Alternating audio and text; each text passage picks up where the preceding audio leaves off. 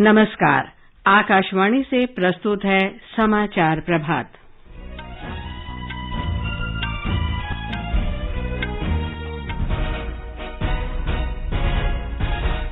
प्रधानमंत्री नरेंद्र मोदी मंगलवार को टोक्यो में क्वाड नेताओं के शिखर सम्मेलन में शामिल होंगे।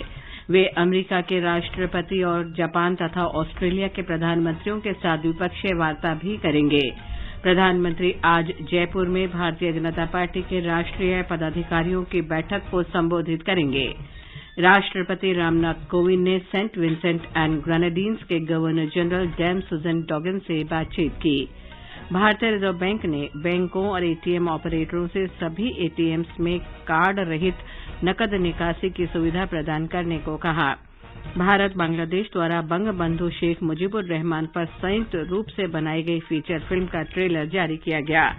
दक्षिण पश्चिम मानसून के इस महीने की 27 तारीख को केरल पहुंचने की संभावना।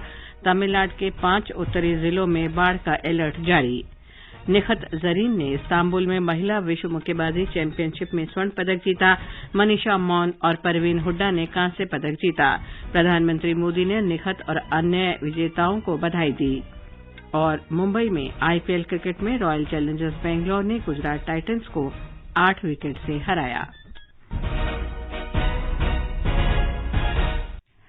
समाचार प्रभात में फरहत नाज के साथ मैं लवली निगम।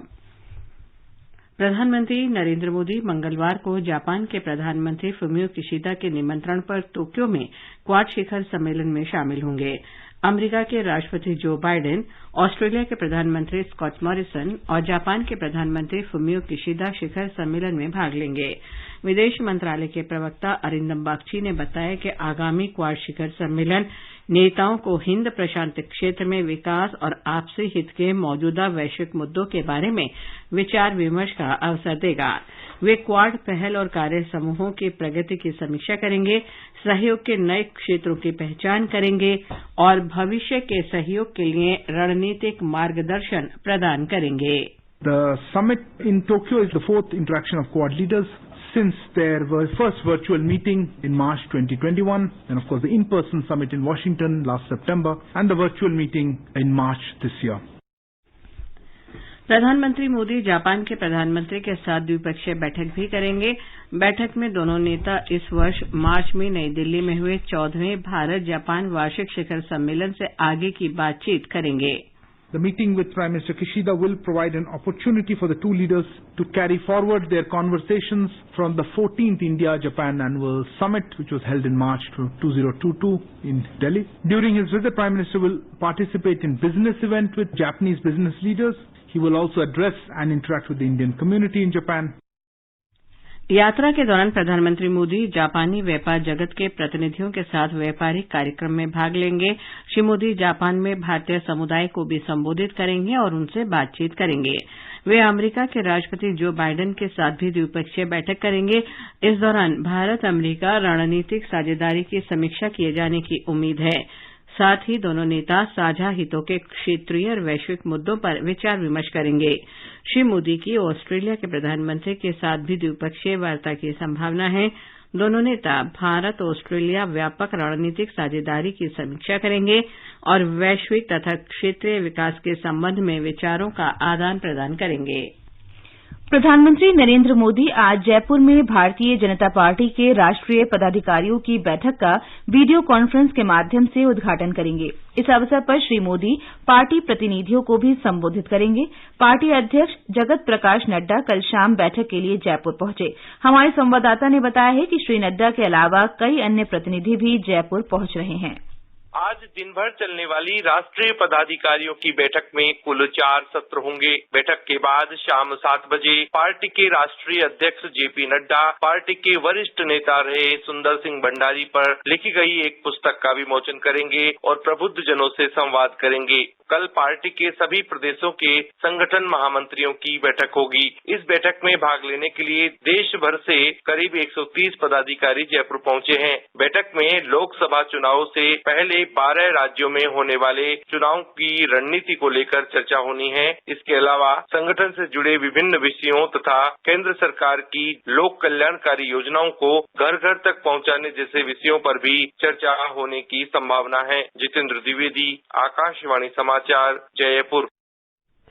उत्तर प्रदेश विधानसभा के नवनिर्वाचित सदस्यों के लिए आज एक विशेष प्रशिक्षण कार्यक्रम की शुरुआत की जाएगी।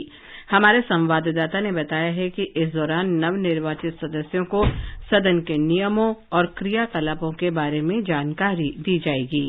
प्रबोधन और ई विधान प्रशिक्षण नाम से आयोजित किए जा रहे इस 2 दिवसीय कार्यक्रम का उद्घाटन लोकसभा के स्पीकर ओम बिरला करेंगे।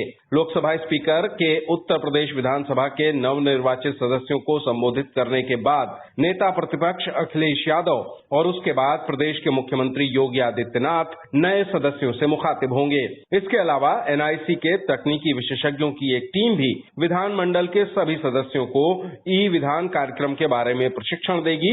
ये पहला अवसर होगा जब उत्तर प्रदेश विधानसभा की कार्यवाही पूरी तरीके से डिजिटल माध्यम से संचालित की जाएगी। सुशील चंद्र तिवारी, आकाशवाणी समाचार, लखनऊ। झारखंड में त्रिस्तरीय पंचायत चुनाव के दूसरे चरण का मतदान कल 16 जिलों के 827 पंचायतों में शांतिपूर्वक संपन्न हो गया।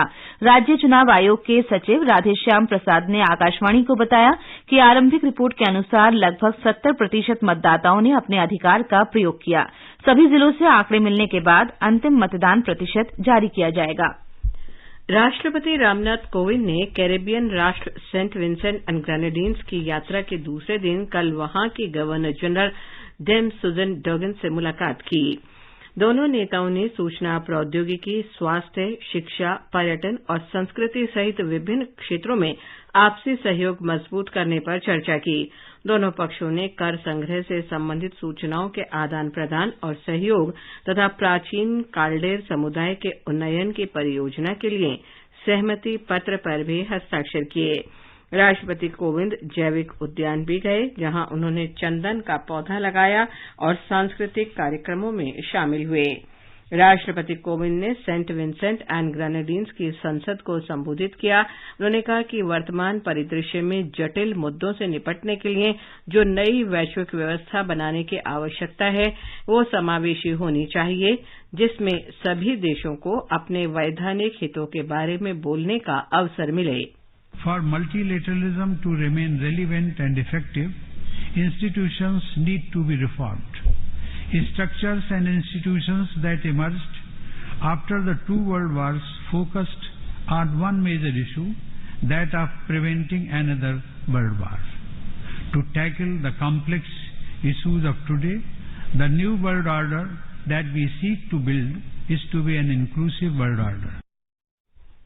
श्री कोविंद ने कहा कि समय की मांग है कि वैश्विक संस्थाओं में सुधार हो ताकि वे सामयिक वैश्विक सच्चाइयों को व्यक्त कर सकें। संयुक्त राष्ट्र सुरक्षा परिषद उनमें प्रमुख है। उन्होंने कहा कि इस मुद्दे पर भारत और सेंट विंसेंट एंड ग्रेनेडिन्स के हित समान हैं, उनका दृष्टिकोण और समझदारी भी एक जैसी है। Our objective in advocating for an inclusive world order is to promote a universal, rules-based, open, transparent, predictable, non-discriminatory and equitable multilateral system. The need of the hour is, therefore, reform of global institutions with the UN Security Council at its core to reflect the contemporary global reality. दोपहर बाद राष्ट्रपति किंगस्टाउन में कालजेर road गए, जहां उन्होंने भारतीय समुदाय को संबोधित किया। राष्ट्रपति ने कहा कि भारतवंशी लोगों और सेंट विंसेंट एंड ग्रेनेडिन्स में रह रहे भारतीयों में भारत की समृद्ध विविधता, सांस्कृतिक विरासत और परंपराओं की झलक मिलती है। भारत को उनकी उपलब्धियों पर गर्व है। राष्ट्रपति ने कल सेंट विंसेंट एंड ग्रेनेडिन्स के गवर्नर जनरल की ओर से दिए गए प्रीति भोज में भी हिस्सा लिया। भारतीय रिजर्व बैंक ने बैंकों और एटीएम ऑपरेटरों को सभी एटीएम्स में कार्डलेस नकद निकासी सुविधा प्रदान करने का निर्देश दिया है। रिजर्व बैंक ने एक परिपत्र में कहा कि सभी bank automated teller machine networks और व्हाइट लेबल एटीएम ऑपरेटर्स अपने एटीएम्स पर इंटर ऑपरेबल कार्डलेस नकद निकासी का विकल्प प्रदान कर सकते हैं। भारतीय राष्ट्रीय भुगतान निगम से कहा गया है कि वो सभी बैंकों और एटीएम नेटवर्क्स को एकीकृत भुगतान इंटरफेस यूपीआई से जोड़ने में सहायता प्रदान करे। रिजर्व बैंक ने पिछले महीने कहा था कि धोखाधड़ी रोकने के लिए सभी बैंकों को एटीएम में कार्ड रहित नकद निकासी की अनुमति देने का फैसला किया गया है। अभी केवल कुछ बैंकों में ही कार्डलेस एटीएम की सुविधा उपलब्ध है। आगे बढ़ने से पहले एक नजर मुख्य समाचारों पर। प्रधानमंत्री नरेंद्र मोदी मंगलवार को टोक्यो में क्वाड नेताओं के शिखर सम्मेलन में शामिल होंगे। वे अमेरिका के राष्ट्रपति और जापान तथा ऑस्ट्रेलिया के प्रधानमंत्रियों के साथ द्विपक्षीय वार्ता भी करेंगे। प्रधानमंत्री आज जयपुर में भारतीय जनता पार्टी के राष्ट्रीय पदाधिकारियों की बैठक को संबोधित करेंगे। राष्ट्रपति रामनाथ कोविंद ने सेंट विंसेंट एंड ग्रेनेडिन्स के गवर्नर जनरल डैम सुजन डोंग से बातचीत की। भारतीय रिजर्व बैंक ने बैंकों और एटीएम ऑपरेटरों से सभी एटीएम्स में कार्ड रहित नकद निकासी की सुविधा प्रदान करने को कहा। भारत बांग्लादेश द्वारा बंगबंधु शेख मुजीबुर रहमान पर संयुक्त रूप से बनाई गई फीचर फिल्म का ट्रेलर जारी किया गया। दक्षिण पश्चिम मानसून के इस महीने की 27 तारीख को केरल पहुंचने की संभावना। तमिलनाडु के 5 उत्तरी जिलों में बाढ़ का अलर्ट जारी। निखत जरीन ने इस्तांबुल में महिला विश्व मुक्केबाजी चैंपियनशिप में स्वर्ण पदक जीता। मनीषा मौन और परवीन हुड्डा ने कांस्य पदक जीता। प्रधानमंत्री मोदी ने निखत और अन्य विजेताओं को बधाई दी। और मुंबई में आईपीएल क्रिकेट में रॉयल चैलेंजर्स बैंगलोर ने गुजरात टाइटंस को 8 विकेट से हराया। कंपटीशन की अगर आप कर रहे हैं तैयारी तो उनके लिए ऑल इंडिया रेडियो पर हम लाए हैं अभ्यास, एक ऐसा कार्यक्रम जिसमें आप पूछेंगे सवाल व्हाट्सएप नंबर 9289094044 पर या फिर ईमेल करेंगे abhyas.airnews@gmail.com पर और हमारे विशेषज्ञ देंगे इसका जवाब। आपका अभ्यास हमारा प्रयास। प्रधानमंत्री नरेंद्र मोदी ने कहा है कि अशांत विश्व को आज भारत में आशय की नई किरण दिखाई दे रही है। गुजरात के वडोदरा में स्वामीनारायण मंदिरों में आयोजित युवा शिविर को कल वीडियो कॉन्फ्रेंस के जरिए संबोधित करते हुए श्री मोदी ने कहा कि हर पीढ़ी का सतत चरित्र निर्माण प्रत्येक समाज का आधार है। उन्होंने कहा कि भारत प्राचीन परंपराओं और प्रगतिशील दृष्टिकोण के साथ आगे बढ़ते हुए अपनी नई पहचान बना रहा है। संस्कार अभ्युदय शिविर का ये आयोजन एक ऐसे समय में हो रहा है जब देश अपनी आजादी का अमृत महोत्सव मना रहा है। आज हम नए भारत के निर्माण के लिए सामूहिक संकल्प ले रहे हैं, सामूहिक प्रयास कर रहे हैं। एक ऐसा नया भारत जिसकी पहचान नई हो, आधुनिक हो, फॉरवर्ड लुकिंग हो और परंपराएं प्राचीन मजबूत नींव से जुड़ी हुई हो। ऐसा नया भारत जो नई सोच और सदियों पुरानी संस्कृति दोनों को एक साथ लेकर आगे बढ़े और पूरी मानव जात को दिशा दे। सूचना और प्रसारण मंत्री अनुराग ठाकुर और बांग्लादेश के सूचना मंत्री डॉक्टर हसन महमूद ने मिलकर भारत और बांग्लादेश द्वारा बंगबंधु शेख मुजीबुर रहमान पर संयुक्त रूप से बनाई गई फीचर फिल्म का 90 सेकंड का ट्रेलर जारी किया। श्याम बेनेगल के निर्देशन में बनी इस फिल्म का नाम Mujib the making of the nation है। इस अवसर पर श्री अनुराग ठाकुर ने कहा कि भारत और बांग्लादेश की ओर से संयुक्त रूप से निर्मित ये फिल्म प्रधानमंत्री नरेंद्र मोदी की पहल पर बनी है।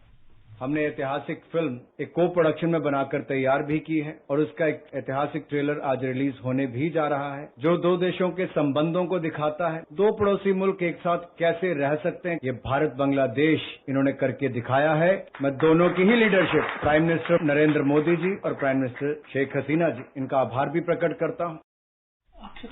अनुराग ठाकुर ने कहा कि इस फिल्म का ट्रेलर जारी करने का इससे अच्छा और कोई मौका नहीं हो सकता था क्योंकि इस वर्ष भारत की स्वतंत्रता की 75वीं वर्षगांठ मनाई जा रही है और भारत को फ्रांस में चल रहे फिल्म समारोह में कंट्री ऑफ ऑनर घोषित किया गया है। इंडोनेशिया के राष्ट्रपति जोको विडोडो ने आगामी सोमवार से पाम ऑयल के निर्यात पर लगा प्रतिबंध हटाने की घोषणा की है। विश्व के सबसे बड़े पाम ऑयल निर्यातक इंडोनेशिया ने पिछले महीने की 28 तारीख को कच्चे पाम ऑयल और उससे जुड़े कुछ उत्पादों की खेप पर रोक लगा दी थी। इसका उद्देश्य घरेलू बाजार में खाद्य तेल की महंगाई पर नियंत्रण करना था। अब खाद्य तेल की आपूर्ति की स्थिति में सुधार के बाद राष्ट्रपति जोको विडोडो ने इसके निर्यात पर लगी रोक हटाने का निर्णय लेने की घोषणा की। उद्योग जगत ने इसका स्वागत किया है। विश्व के 7 प्रमुख देशों के समूह G7 ने यूक्रेन को वित्तीय सहायता देने पर सहमति व्यक्त की है। अमेरिका के वित्त मंत्री जेनेट येलेन ने बताया कि जर्मनी में G7 देशों के वित्त मंत्रियों की बैठक में इस बात पर सहमति बनी कि रूस के विरुद्ध संघर्ष में आवश्यकता पूरी करने के लिए यूक्रेन को आर्थिक संसाधन उपलब्ध कराए जाएं। कल अमेरिका की सीनेट ने यूक्रेन को $40 अरब की सहायता की मंजूरी दी। इसमें सैन्य, आर्थिक और मानवीय सहायता शामिल है। भारतीय खाद्य संरक्षण मानक प्राधिकरण FSSAI ने खाद्य व्यापारियों और उपभोक्ताओं के लिए food safety connect app launch किया है। इसके द्वारा सरलता से FSSAI पंजीकरण का आवेदन किया जा सकता है। उपभोक्ता इस ऐप का उपयोग संबंधित शिकायतों को दर्ज करने के लिए कर सकते हैं। इस ऐप को गूगल प्ले स्टोर से डाउनलोड किया जा सकता है। आजादी का अमृत महोत्सव के हिस्से के रूप में आकाशवाणी समाचार आजादी के तराने शीर्षक से एक कार्यक्रम प्रसारित करता है। ये कार्यक्रम उन देशभक्ति गीतों पर आधारित है जिन्होंने स्वतंत्रता आंदोलन में लोगों में जोश भर दिया था। आजादी के तराने परिक्रमा कार्यक्रम में आज शाम 4:45 बजे प्रसारित किया जाएगा। स्वाधीनता आंदोलन के दौरान भारतीय जनमानस को उत्प्रेरित कर स्वतंत्रता का अलख जगाने और मातृभूमि के प्रति सेवा, समर्पण और त्याग की ज्वाला प्रज्वलित कर देने वाले अमर गीतों पर आधारित विशेष कार्यक्रम आजादी के तराने सुनना न भूलें। FM गोल्ड 100.1 मेगाहर्ट्ज पर प्रत्येक शुक्रवार शाम 4:45 पर परिक्रमा कार्यक्रम के अंतर्गत आजादी के तराने सिर्फ आकाशवाणी पर। आजादी का अमृत महोत्सव के अंतर्गत आइए अब सुनते हैं आकाशवाणी की विशेष प्रस्तुति आजादी का सफर।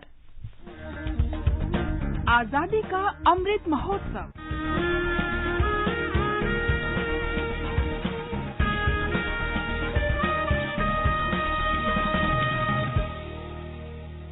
आजादी का सफर आकाशवाणी के संग।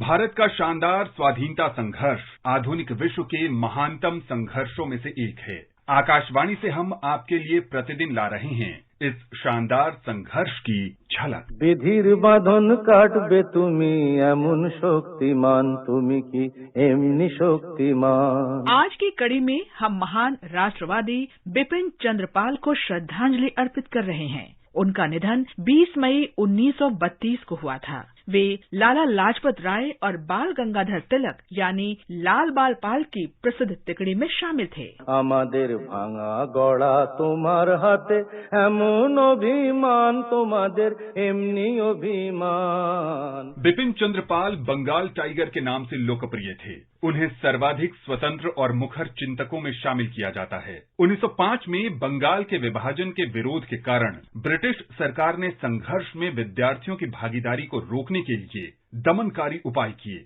उनमें से एक कार्लाइल सर्कुलर था जो बंगाल के मुख्य सचिव टॉमस कार्लाइल ने जारी किया था। बिपिन चंद्र पाल ने उस सर्कुलर का कड़ा विरोध किया। वे राष्ट्रवादी विचारधारा पर आधारित शिक्षा के पक्ष में थे। इस बारे में उन्होंने एक व्याख्यान में कहा था, हमारे विश्वविद्यालयों और विद्यालयों में राजनीति के लिए निषेध क्यों होना चाहिए? क्या वे इंग्लैंड में ऐसा करते हैं? क्या इंग्लैंड के सरकारी स्कूलों में भी राजनीति की निंदा की जाती है? विश्वविद्यालयों में क्या वे देशभक्ति और शैक्षिक समस्याओं पर चर्चा नहीं करते? वास्तव में वे दिन के ज्वलंत राजनीतिक प्रश्नों पर विचार विमर्श करते हैं। बिपिन चंद्र ने मृत्यु पर्यंत राष्ट्र सेवा जारी रखी। इस महान राष्ट्रवादी को आकाशवाणी का शत शत नमन। हम आंध्र केसरी तुंगुतुरुई प्रकाशम को भी श्रद्धांजलि अर्पित कर रहे हैं। उनका निधन 20 मई 1957 को हुआ था। प्रकाशम ने साइमन कमीशन का विरोध किया और नमक सत्याग्रह तथा भारत छोड़ो आंदोलन में भाग लिया। పొగరనిపించే ఆత్మధైర్యం పండిగతోచే గుండె నిబ్బరం. प्रकासम का जन्म 23 अगस्त 1872 को गुंटूर जिले में हुआ था, जो अब आंध्र प्रदेश में है। 1904 में प्रकासम पढ़ाई के लिए इंग्लैंड गए। वहाँ रहने के दौरान प्रकासम ने दादा भाई नौरोजी, रोमेश चंद्र दत्त और लाला लाजपत राय जैसे भारतीय राष्ट्रीय नेताओं से बातचीत की। तब से भारत के स्वतंत्रता आंदोलन में उनकी दिलचस्पी अत्यधिक विकसित हुई। उसके बाद वे भारत वापस आए और मद्रास हाई कोर्ट में वकालत करने लगे। 1900 के दशक के आरंभिक दौर में मद्रास में प्रचार कर रहे बिपिन चंद्र पाल के भाषणों से प्रेरित होकर प्रकासम ने वकालत छोड़ने और स्वाधीनता आंदोलन के लिए जीवन समर्पित करने का फैसला किया।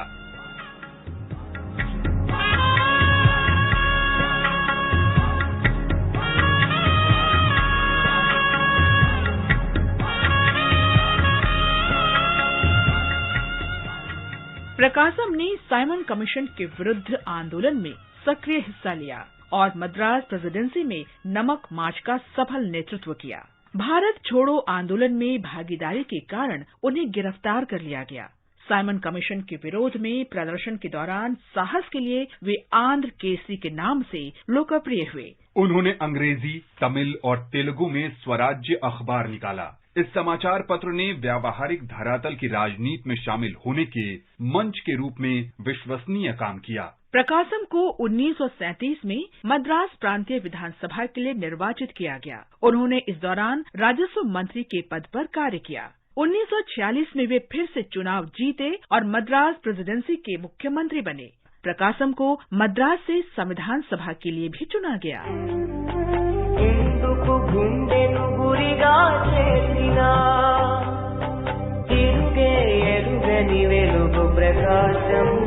स्वतंत्रता के बाद प्रकासम ने भाषाई आधार पर आंध्र प्रदेश राज्य के गठन की दिशा में कार्य किया। उन्होंने 1952 में हैदराबाद स्टेट प्रजा पार्टी बनाई। प्रकासम को 1953 में नवगठित राज्य आंध्र प्रदेश का प्रथम मुख्यमंत्री नियुक्त किया गया।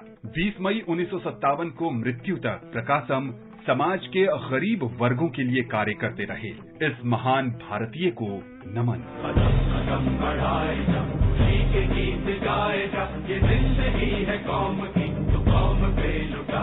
आज हम आजाद हिंद फौज के सदस्य लांस नायक हरिराम को भी याद कर रहे हैं। वे हरियाणा के निवासी थे। हरिराम ने आजाद हिंद फौज की 3री गुरिल्ला रेजिमेंट में सेवा दी। भारत बर्मा सीमा के निकट युद्ध के दौरान 20 मई 1944 को वे वीर गति को प्राप्त हुए। भारत माँ के इस महान सपूत को हमारा शत शत नमन।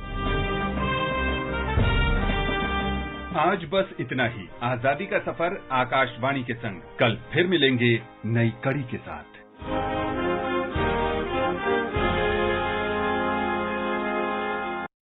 बिहार में बिजली गिरने और बारिश के दौरान हुई घटनाओं में 37 लोगों की मृत्यु हो गई और 13 घायल हो गए। उनमें से अधिकतर लोग किसान थे जो खेतों में काम कर रहे थे। सबसे अधिक 9 लोगों की मृत्यु भागलपुर में हुई, जबकि मुजफ्फरपुर में 7 और वैशाली जिले में 3 लोगों की जान गई। कटिहार, किशनगंज, दरभंगा और नालंदा सहित 17 जिलों में 18 लोगों की मृत्यु हुई। जगह जगह पेड़ गिरने और बिजली के खंभे उखड़ने से सड़क और रेल यातायात व्यवस्था चरमरा गई। पटना और दरभंगा हवाई अड्डों पर हवाई सेवा आधा घंटा तक बाधित रही। कई जगहों पर मोबाइल टॉवर उखड़ने से संचार और इंटरनेट सेवाओं को भी बाधा आई। दक्षिण पश्चिमी मानसून अपने समय से 5 दिन पहले ही इस महीने की 27 तारीख को केरल पहुंच सकता है। आमतौर पर मानसून 1 जून को केरल पहुंचता है। मौसम विभाग ने कहा है कि तूफान आसानी के असर के कारण इस बार मानसून समय से पहले केरल पहुंच रहा है। वर्ष 2009 में दक्षिण पश्चिमी मानसून 23 मई को केरल पहुंचा था। मौसम विभाग ने कहा है कि अगले 2 दिन में मानसून दक्षिण भारत के कुछ और हिस्सों तथा बंगाल की खाड़ी के मध्य और दक्षिण अरब सागर के कुछ हिस्सों में पहुंच सकता है। तमिलनाडु में पेन्नियार नदी के आसपास स्थित 5 उत्तरी जिलों में बाढ़ का अलर्ट जारी कर दिया गया है। ब्यौरा हमारे संवाददाता से। कृष्णगिरी बांध के जलागम क्षेत्र में पिछले कुछ दिनों से लगातार बारिश हो रही है। इस कारण कृष्णगिरी बांध खतरे के निशान के करीब है। बांध का जल स्तर 52 फीट की अधिकतम ऊंचाई तक पहुंच चुका है। अतिरिक्त जल को तेनपेन्नयार नदी में छोड़ा जा रहा है, जो कृष्णगिरी के अलावा धर्मपुरी, तिरुवन्नामलाई, विल्लुपुरम और कडलूर जैसे अन्य 4 जिलों को पार करेगा। जिलाधिकारियों को नदी के पास रहने वाले लोगों के लिए बाढ़ अलर्ट जारी करने को कहा गया है। कृष्णगिरी के एक अन्य बांध केलवरपल्ली जलाशय भी तेजी से भर रहा है। इस दौरान आंध्र प्रदेश से लगे तिरुपत्तूर जिले में पालर नदी में बाढ़ आने के कारण जिले के आम्बूर और गुडियाथम के 2 मुख्य शहरों से जुड़ने वाले मुख्य मार्ग से संपर्क टूट गया है। कावेरी नदी के जलागम क्षेत्रों में बारिश के कारण मेट्टूर के स्टैनले जलाशय का जल स्तर बढ़ने से डेल्टा के किसान खुश हैं। चेन्नई से जयसिंह की रिपोर्ट के साथ समाचार कक्ष से मनोज। बाढ़ग्रस्त असम में 80,000 विस्थापित लोगों ने विभिन्न जिलों में बने राहत शिविरों में शरण ली है। बाढ़ के कारण जगह जगह सड़कें, पुल और पुलिया बह जाने से यातायात में कठिनाइयां पैदा हो रही हैं। इस बीच राजधानी दिल्ली में आंशिक रूप से बादल छाए रहेंगे। न्यूनतम तापमान 28 डिग्री सेल्सियस और अधिकतम 44 डिग्री सेल्सियस तक जा सकता है। मुंबई में भी बादल छाए रहने का अनुमान है। न्यूनतम तापमान 27 डिग्री और अधिकतम तापमान 34 डिग्री सेल्सियस रह सकता है। श्रीनगर और लेह में बादल छाए रह सकते हैं। श्रीनगर में न्यूनतम तापमान 14 और अधिकतम 26 डिग्री सेल्सियस रहेगा। गिलगित और मुजफ्फराबाद में भी बादल छाए रहेंगे। इस्तांबुल में कल 12वीं आईबीए महिला विश्व मुक्केबाजी चैंपियनशिप में भारत के निखत जरीन ने शानदार जीत दर्ज कर स्वर्ण पदक पर कब्जा किया। निखत ने 52 किलोग्राम वर्ग के फाइनल में थाईलैंड के जितपोंग जुतामस को आसानी से हराया। भारत की मनीषा ने 57 किलोग्राम भार वर्ग में और परवीन ने 63 किलोग्राम वर्ग में कांस्य पदक हासिल किया। प्रधानमंत्री नरेंद्र मोदी ने निखत जरीन को बधाई दी है। श्री मोदी ने ट्वीट संदेश में मनीषा मौन और परवीन हुड्डा को भी इस प्रतियोगिता में कांस्य पदक जीतने पर बधाई दी है। आईपीएल क्रिकेट में कल रात रॉयल चैलेंजर्स बैंगलोर ने अंतिम लीग मैच में गुजरात टाइटंस को 8 विकेट से हराकर प्रतियोगिता में अपनी उम्मीदें बरकरार रखी हैं। आज मुंबई में ग्रुप स्टेज के अंतिम मैच में शाम 7:30 बजे राजस्थान रॉयल्स और चेन्नई सुपर किंग्स के बीच मुकाबला होगा। ये समाचार हमारी वेबसाइट newsonair.gov.in/hindi पर भी उपलब्ध हैं। और फरहत, अब बताएं आज के समाचार पत्रों में क्या विशेष है। जी लवलीन, प्रधानमंत्री नरेंद्र मोदी के वडोदरा के स्वामी नारायण मंदिर में संबोधन को सामर्थ्यवान भारत दुनिया की नई उम्मीद हिन्दुस्तान सहित सभी अखबारों में है। पत्र आगे लिखता है, प्रधानमंत्री ने कहा कि वो एक ऐसे नए भारत के निर्माण में जुटे हैं जिसकी पहचान नई हो, जो भविष्य की ओर देखता हो लेकिन उसकी परंपरा प्राचीन हो। लोकसत्य कहता है, प्रधानमंत्री ने युवाओं को बताए संस्कार के 6 अर्थ। 1988 के रोड रेस मामले में पूर्व क्रिकेटर और कांग्रेस नेता नवजोत सिंह सिद्धू को उच्चतम न्यायालय द्वारा 1 साल की सश्रम कैद की सजा पर दैनिक जागरण ने न्यायालय की इस टिप्पणी को भी दिया है कि अनुचित सहानुभूति दिखाते हुए अपर्याप्त सजा देने से न्याय प्रणाली को अधिक नुकसान होगा। रद्द हुआ रॉबर्ट वाड्रा की कंपनी का लाइसेंस, जनसत्ता सहित सभी अखबारों में है। पत्र लिखता है, कैग ने भी अपनी रिपोर्ट में उठाए थे सवाल। चुनौतियों के बावजूद भारत सबसे तेजी से बढ़ती इकोनॉमी, राष्ट्रीय सहारा की खबर है। पत्र ने संयुक्त राष्ट्र की एक रिपोर्ट के हवाले से लिखा है कि रूस यूक्रेन के बीच जारी संघर्ष के कारण वैश्विक अर्थव्यवस्था पर संकट। फ्रांस में चल रहे कान फिल्म समारोह में सूचना और प्रसारण मंत्री अनुराग ठाकुर का ये कहना कि भारत की कहानियां दुनिया भर के दर्शकों के दिलो दिमाग पर कह रही है राज। अमर उजाला में है। पत्र आगे लिखता है, अनुराग ठाकुर ने है प्रीत जहां की रीत सदा मुकेश के इस गाने से कान समारोह में शुरू की अपनी बात। अंत में मुख्य समाचार एक बार फिर। प्रधानमंत्री नरेंद्र मोदी मंगलवार को टोक्यो में क्वाड नेताओं के शिखर सम्मेलन में शामिल होंगे। प्रधानमंत्री आज जयपुर में भारतीय जनता पार्टी के राष्ट्रीय पदाधिकारियों की बैठक को संबोधित करेंगे। राष्ट्रपति रामनाथ कोविंद ने सेंट विंसेंट एंड ग्रेनेडिन्स के गवर्नर जनरल डैन सुजन डॉकिन से बातचीत की। भारतीय रिजर्व बैंक ने बैंकों और एटीएम ऑपरेटरों से सभी एटीएम्स में कार्ड रहित नकद निकासी की सुविधा प्रदान करने को कहा। भारत बांग्लादेश द्वारा बंग बंधु शेख मुजीबुर रहमान पर संयुक्त रूप से बनाई गई फीचर फिल्म का ट्रेलर जारी किया गया। दक्षिण पश्चिम मानसून के इस महीने की 27 तारीख को केरल पहुंचने की संभावना। तमिलनाडु के 5 उत्तरी जिलों में बाढ़ का अलर्ट जारी। इसके साथ ही समाचार प्रभात का ये अंक समाप्त हुआ। नमस्कार।